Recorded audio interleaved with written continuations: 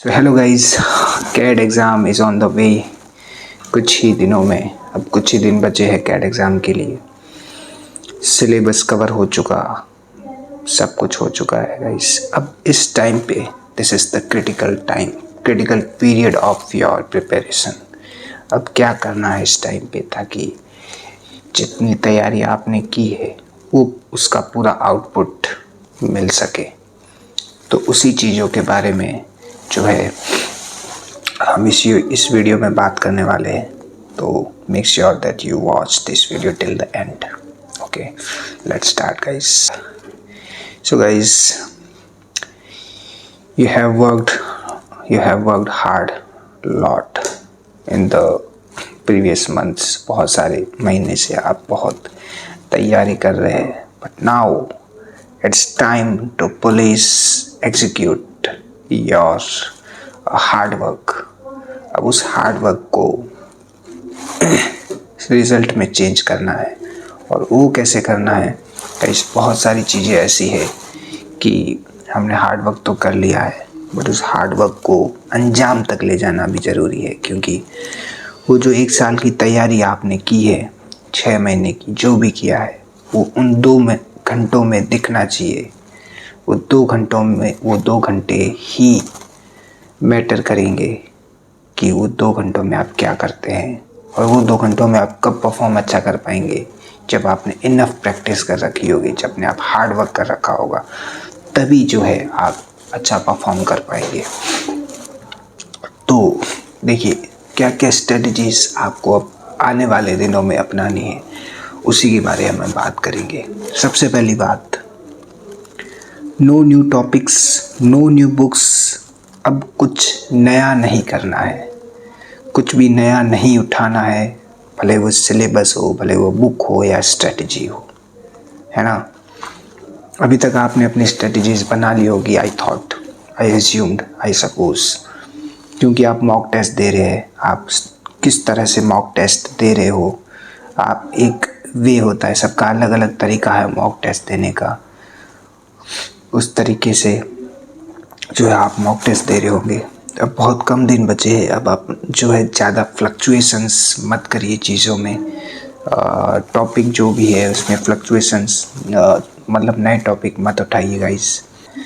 जो भी आप पढ़ चुके हैं, जितना भी आपने सिलेबस कवर किया है, देखिए 100% कभी भी जो है सिलेबस कंप्लीट नहीं होता है, किसी का भी नहीं होता है, ये चीज़ याद रखिए। पर जितना आपने किया है उसको बार बार रिपीट करिए, उस टाइप के क्वेश्चन कीजिए, उस पर प्रैक्टिस कीजिए। क्योंकि जितना आपने किया है ना, उसका आपको 100% आउटपुट मिलना चाहिए। देखिए, बहुत चीज़ें क्लटर इकट्ठा करोगे दिमाग में, और जब परफॉर्मेंस की बारी आएगी तो कुछ भी परफॉर्म नहीं कर पाओगे। इससे अच्छा है जितना आता है उसको और ज़्यादा पुलिस करिए, उसको और ज़्यादा अच्छा कीजिए, ताकि उस चीज़ के लिए आपको कॉन्फिडेंस रहे एग्ज़ाम में कि ये तो मैं कर ही लूँगा, है ना। जैसे क्वांट की बात करें, मान लो आपका अरिथमेटिक अच्छा है, आपका अलजेब्रा अच्छा है, बट आपकी ज्योमेट्री अच्छी नहीं है, तो आप अपनी अरिथमेटिक और जो है अलजेब्रा पे पूरा फोकस करिए। इसी के कहने का मतलब ये है कि ज़्यादा से ज़्यादा रिवीजन करिए, because at this stage accuracy, revision and your काम माइंड विन द गेम। ये तीनों चीज़ें होगी तो ये काम बनेगा। बिकॉज अब it's time to stabilise our brain. हमें स्टेबलाइजेशन लानी है। अब कुछ रैंडम चीज़ें नहीं करनी है, हमें दिमाग को शांत करना है, कॉन्फिडेंस बढ़ाना है अपना। और कॉन्फिडेंस कब बढ़ेगा? जब हमारी चीज़ें क्लियर होगी, हमारा माइंड क्लियर होगा। हम कुछ भी कॉम्प्लेक्स चीज़ें अगर उठाएंगे इस टाइम पे, then we are just getting stuck and our confidence will getting low. हमारा कॉन्फिडेंस भी लो होगा। तो इससे अच्छा वो चीज़ें अवॉइड करिए जिससे हमारा कॉन्फिडेंस जो है वो लो होता हो। और दूसरी बात, अब आपको मिनिमम 2 मॉक टेस्ट देने चाहिए दिन में, अगर पॉसिबल हो तो। और अगर एक भी दे सकते हो, अगर आप अच्छी तरीके से एक मॉक टेस्ट देते हो तो काफ़ी है। और उस टाइम दीजिए जो आपका रियल एग्ज़ाम टाइम है, अभी तक एडमिट कार्ड आ गया आपका, आपको पता है कि आपका मॉर्निंग स्लॉट है या अपना आफ्टरनून स्लॉट है या इवनिंग स्लॉट है, तो जो भी स्लॉट है उस टाइम पे रियल टाइम पे मॉक दीजिए एंड रियल टाइम सिचुएशंस में दीजिए। बीच में उठना नहीं है, पानी वानी बोतल पास में रखिए, टाइम वेस्ट नहीं करना। एक रियल टाइम जो हम एग्ज़ाम देते हैं उसी तरह से एग्ज़ाम दीजिए। Don't take it lightly, take it seriously. जिस सीरियसनेस से रियल एग्ज़ाम देते उसी सीरियसनेस से मॉक टेस्ट दोगे तो ही फ़ायदा होगा, क्योंकि बहुत सारी सिचुएशंस एग्ज़ाम में चेंज होगी, वहाँ पे पब्लिक होगी, वहाँ पे एनवायरनमेंट चेंज होगा, तो और सीरियसनेस होगी वहाँ पे। ऐसे नहीं कि आप उधर उधर देख रहे हैं, उठ रहे हैं अपनी जगह से, वहाँ पे ऐसा नहीं कर पाओगे आप। तो उस सिचुएशन में ढलना भी बहुत ज़्यादा ज़रूरी है। और उसके अलावा एनालिसिस, जो मॉक टेस्ट दिया है उसका analysis is very necessary. Mock test दे दिया, छोड़ दिया, कुछ काम का नहीं है, you just waste your time. क्योंकि हम एग्ज़ाम नहीं दे रहे, हम मॉक टेस्ट दे रहे हैं टू इम्प्रूव आवर सेल्फ। हमारी परफॉर्मेंस को इम्प्रूव करने के लिए हम मॉक टेस्ट दे रहे हैं। If you are not analyse the mock test, there is nothing worth, कुछ मतलब नहीं है मॉक देने का। तो जितना टाइम मॉक में दे रहे हैं, कम से कम 90 से 1.5 घंटा आपको, 90 मिनट आपको जो है एनालिसिस करना चाहिए कि where you get the wrong questions, आपने वो क्वेश्चंस गलत क्यों किए, है ना। कहाँ पे आपका ज़्यादा टाइम लग रहा है, किस सेक्शन में ज़्यादा टाइम लग रहा है। और बहुत सारी चीज़ें ये भी देखी, जैसे if you are one section getting not that good, you are just get in pressure in another section और नॉट। बहुत बार एग्ज़ाम में ये होता है कि एक पहला सेक्शन अगर VRC का इतना अच्छा नहीं गया as you expected, then you just get forward your mental pressure in the next section. So make sure that just start with the freshness in every section. पिछले वाले को भूल के नए सेक्शन में एक नए तरीके से स्टार्ट कीजिए। Don't take the pressure of previous one to the another, ठीक है ना। ये चीज़ आपको ध्यान रखनी बहुत ज़रूरी है, क्योंकि पहले वाले के चक्कर में आप दूसरा भी ख़राब कर दोगे। और ये चीज़ कॉन्फिडेंस भी लो कर देता है पिछले वाला, क्योंकि बहुत बार कैट में इस तरह के जानबूझ के कभी VRC बहुत ज़्यादा हार्ड आ जाएगा, तो अगर हमारे एक्सपेक्टेशन जितना अच्छा नहीं जाता है तो हम LRDI में जो है प्रेशर में आ जाते हैं। बट रियलिटी में क्या होता है कि अगर VRC बहुत ज़्यादा हार्ड हो गया तो LRDI ईजीएस्ट वे में होता है, बट हमारा जो दिमाग है वो पहले वाले में रहता है, तो हम LRDI पे फोकस नहीं कर पाते। तो इसलिए अगर LRDI पे हम अच्छा फोकस करें तो we can cope up with that pressure in the LRDI। वो हम कवर कर सकते हैं VRC का LRDI में या फिर क्वांट में। तो इस चीज़ का ध्यान रखना है कि हमें जो है पिछले वाले का नेक्स्ट वन में प्रेशर नहीं लेके जाने का है। और हम मिस्टेक्स जो रिपीट हो रही है हमारी मिस्टेक्स, उस पर ध्यान देना है। हम कौन से क्वेश्चंस बार बार गलत कर रहे हैं, या किस तरह से जो हमारी मिस्टेक्स है वो रिपीट हो रही है मॉक टेस्ट में, उसको एनालिसिस करना है और उसको ठीक करना है। क्योंकि अगर आप मिस्टेक्स रिपीट कर रहे हैं तो आप कहीं पे गलत कर रहे हैं, कहीं पे गलती कर रहे हैं, या फिर सही से एनालिसिस नहीं कर रहे हैं अपने मॉक टेस्ट को। तो उस चीज़ पे फोकस करिए कि आपकी जो रिपीटेड मिस्टेक्स है उसको इम्प्रूव करने का कोशिश करिए और अपनी एक्यूरेसी को बढ़ाइए।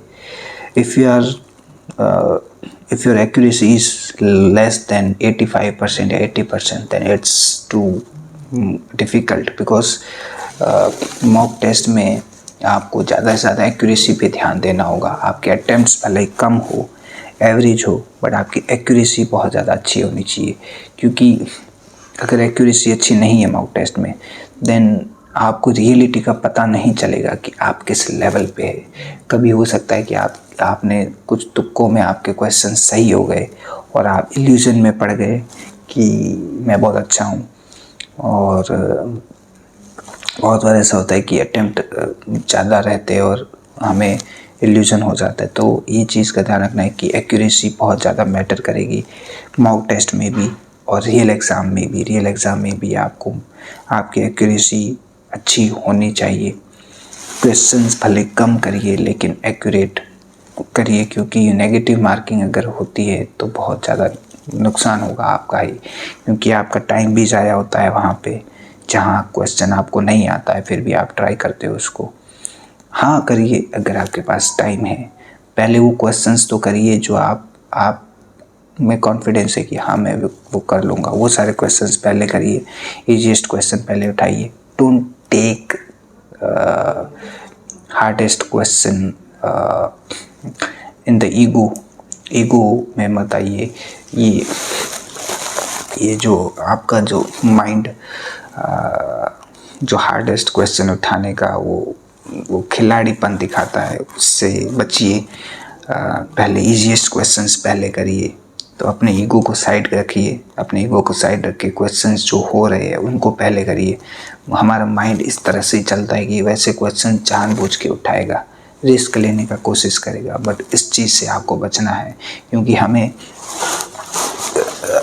ऐसा नहीं है कि आप हार्ड क्वेश्चंस कर लेंगे तो आपको ज़्यादा नंबर मिलेगा, इजी क्वेश्चंस छोड़ देंगे तो कोई फ़र्क नहीं पड़ेगा। आपको उतने ही नंबर मिलने वाले हैं जितना इजी में मिलेगा और जितना हार्ड में मिलेगा, क्योंकि हमें अपना जो है मार्क, अपने जो परसेंटाइल, अपने मार्क्स जो है वो इंक्रीज़ करने हैं, ना कि हार्डेस्ट क्वेश्चन करके हमें किसी को कुछ बताना है या किसी को कुछ ये बताना है कि हम बहुत हार्ड क्वेश्चन कर सकते नहीं। हमें जो है अपने मार्क्स मैक्सिमाइज करने हैं। तो जो क्वेश्चन आपको आते हैं, जो इजीएस्ट वन है, उसको सबसे पहले कवर करिए। और वो कब आप एनालाइज कर पाएंगे कि ये क्वेश्चन मेरे लिए है?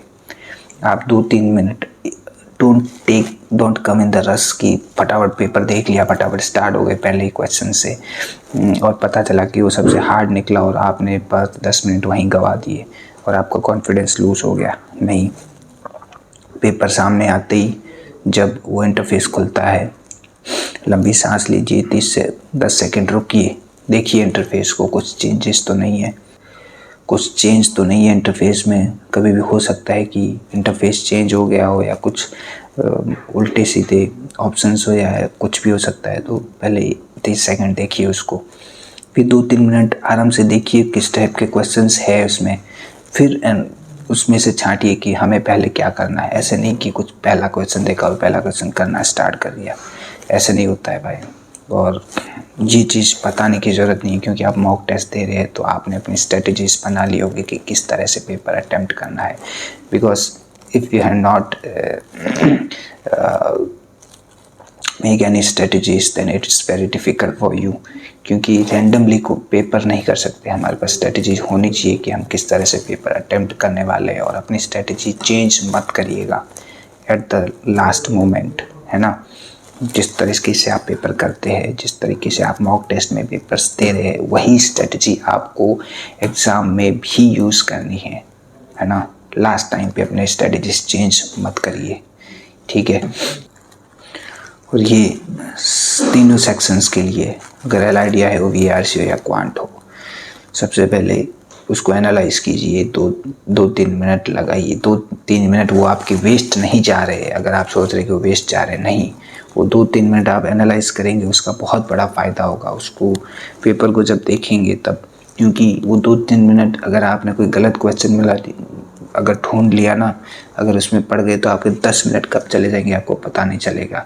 तो वो 10 मिनट गंवाने से अच्छा है कि आप 2-3-4 मिनट भी लगा के उस चीज़ को, पहले पेपर को पूरा स्कैन करिए, वो आपके लिए बहुत फ़ायदा होगा। एट द एंड अपने माइंड को काम रखना है, कॉन्फिडेंट रहना। Start slowly but finish strong. Last thing, you don't need to be perfect, you need to be strategic, and that is the motto of CAT exam, ठीक है। ये सब चीज़ें आपको ध्यान रखनी है। तो आज इस पे अपने वीडियो को ख़त्म करते हैं। मेक श्योर कि आप इस चैनल को सब्सक्राइब कर लें, और बहुत सी एग्ज़ाम रिलेटेड वीडियोस और कॉलेज रिलेटेड वीडियोस, MBA से हर चीज़ रिलेटेड इस चैनल पे आपको मिलने वाली, तो मेक श्योर कि इस चैनल को सब्सक्राइब कर लें। Thank you so much guys.